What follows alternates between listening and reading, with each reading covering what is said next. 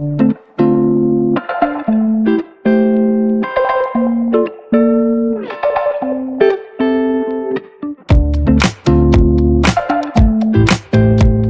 everyone.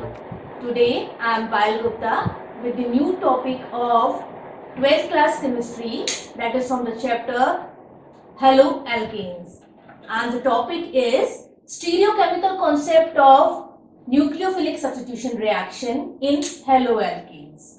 So let us start with this topic. So in the topic we have a word stereochemical concept. So let us concentrate on this word. What this word mean to us? Now, stereochemical word arises from the concept of stereochemistry or the stereoisomerism. So the origination is from the word isomer. So let us start our concept with the concept of isomerism. So we will start with the concept of isomerism. The isomerism is further classified into two groups. First is structural isomerism,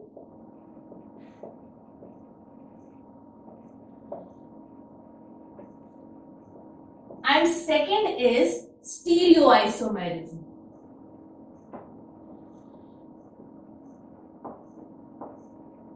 Now this structural isomerism is based on the concept that how atoms are arranged in a compound, and this is further divided into 5 parts.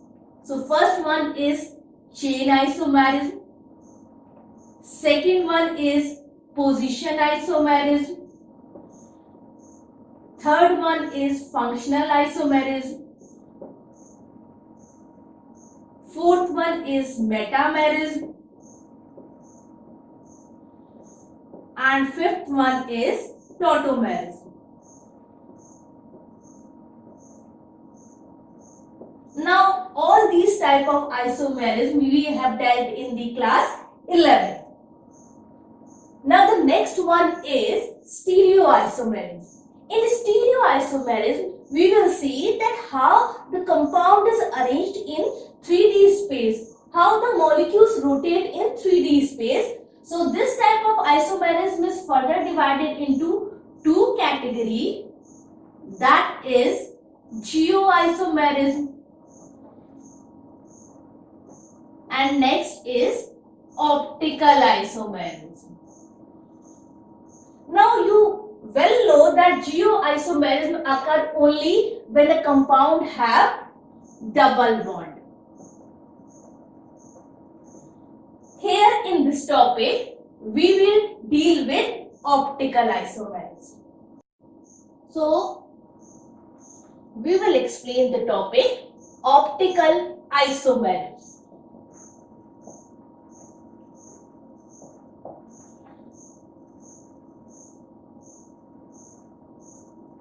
We all know that the sunlight is having various type of wavelength in it.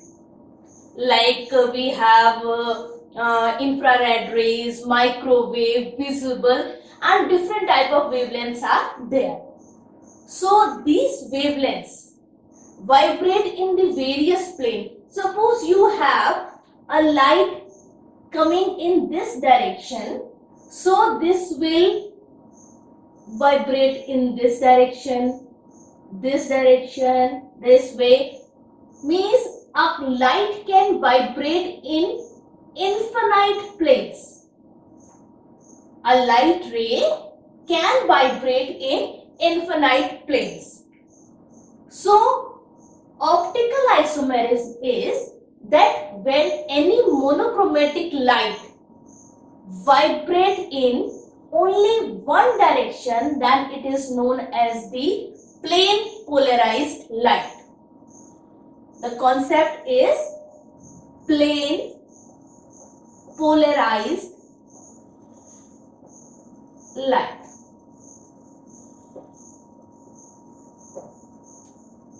So let me explain it again.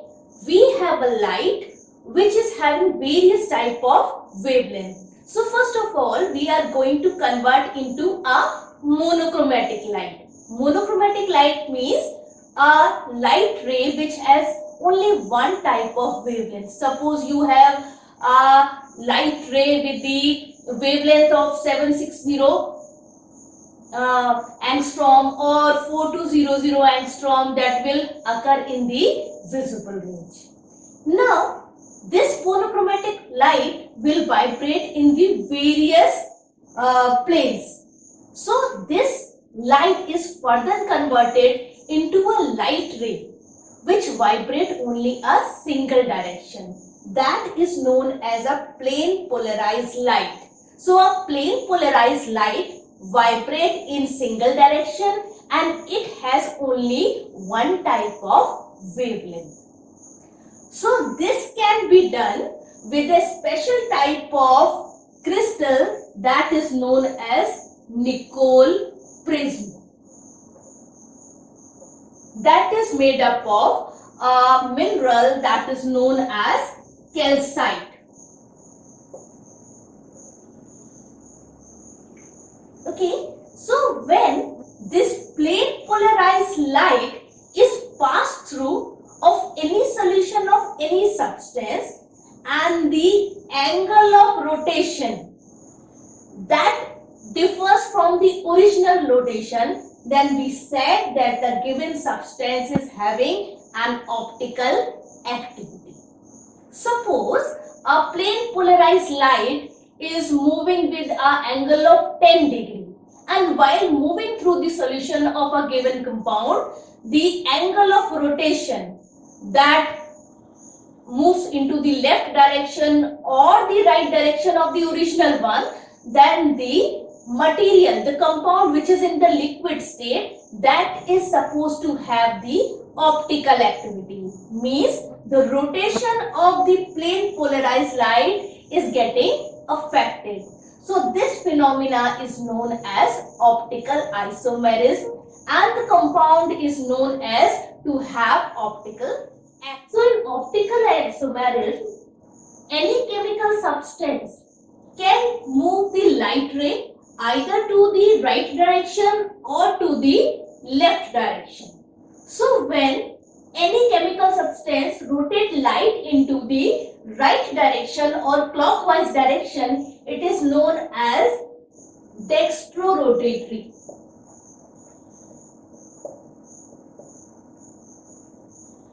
And it is designated as plus sign or D sign.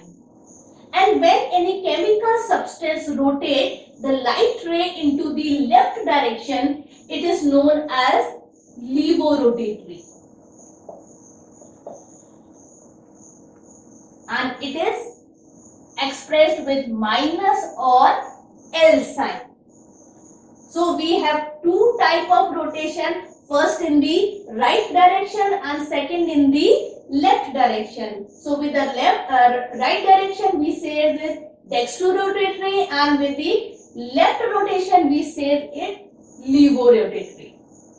So we will have further example of this type of optical rotation. Suppose we have lactic acid, that is CH3.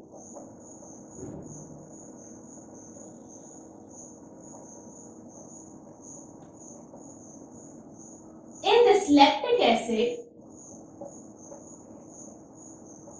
the middle carbon atom is known as chirality center.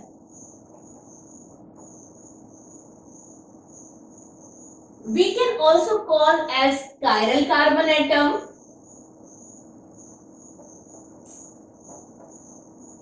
or asymmetric center. So, any compound which have optical activity should have a chirality center or a chiral carbon atom. So, what is a chiral carbon atom? A carbon atom which is bounded with 4 different groups is known as chiral carbon atom. A carbon atom which is bounded with 4 different groups.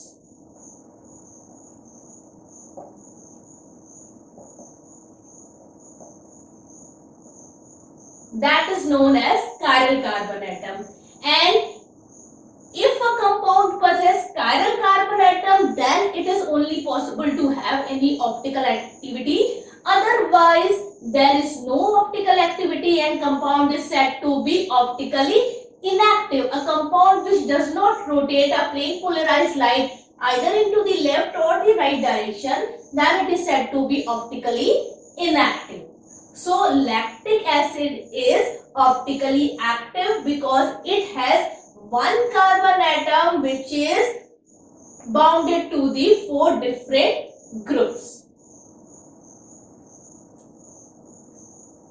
Now we have different example of this type of compound. For example, we have one more example, that is 2-methyl-butanol.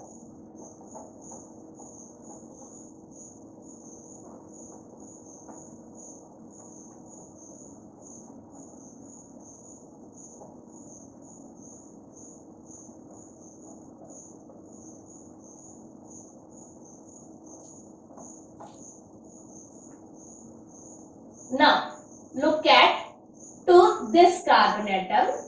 So let me draw this again.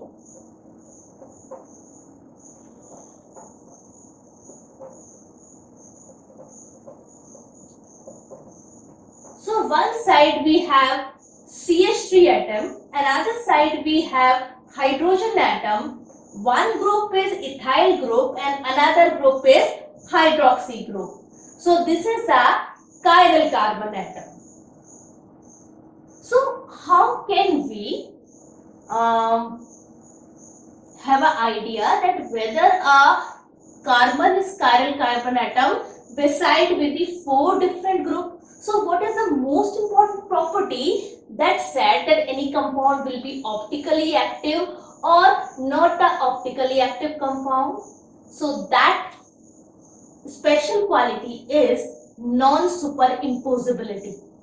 Non-superimposability can be defined as that if you have a substance, then have its mirror image, and mirror image and the original object cannot be superimposed on each other. Superimpose means you cannot cover the original one with the mirror image. So we have the best example with our right and left hand. This is our one hand.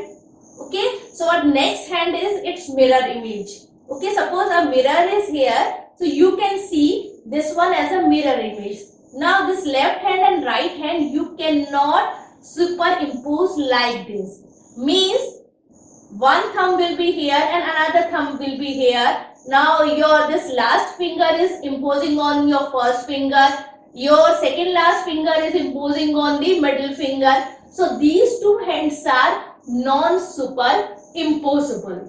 So any substance, when it is with its mirror image, it should be non-superimposable. So let us have an example of this with the lactic acid. This lactic acid is written as CH3CHOH and COOH.